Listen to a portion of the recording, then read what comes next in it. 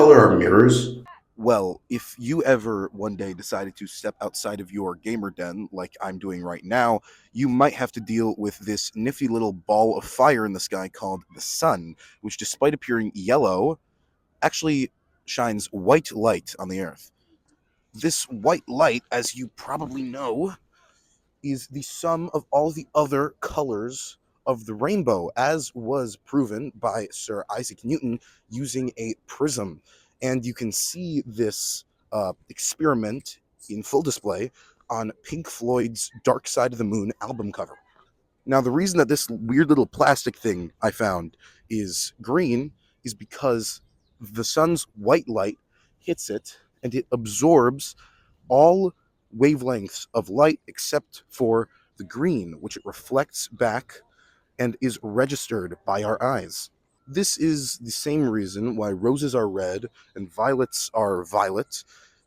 My jacket is black because it absorbs pretty much all wavelengths of light, and that snow over there is white because it reflects pretty much all wavelengths of light. Now, mirrors are interesting because they reflect back pretty much all colors of light in the visible light spectrum. It's kind of their job. So, are they white since they reflect back all colors?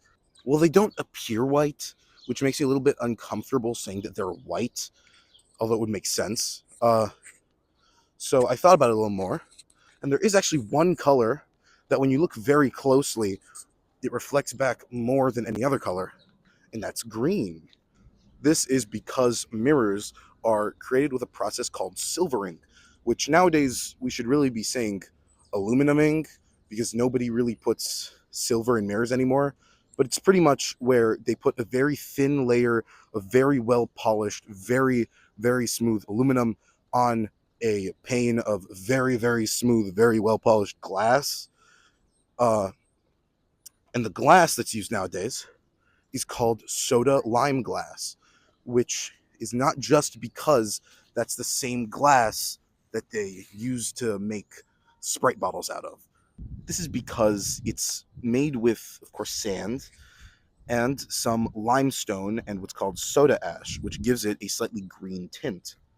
And you can see this exemplified quite well when you put two mirrors opposite each other, because as the light bounces back and forth between them, it reflects back more and more green light and less of the other colors, so it gets more green as it goes on. You can see this in this video I took in the airport bathroom. That, my friends, is why mirrors are green.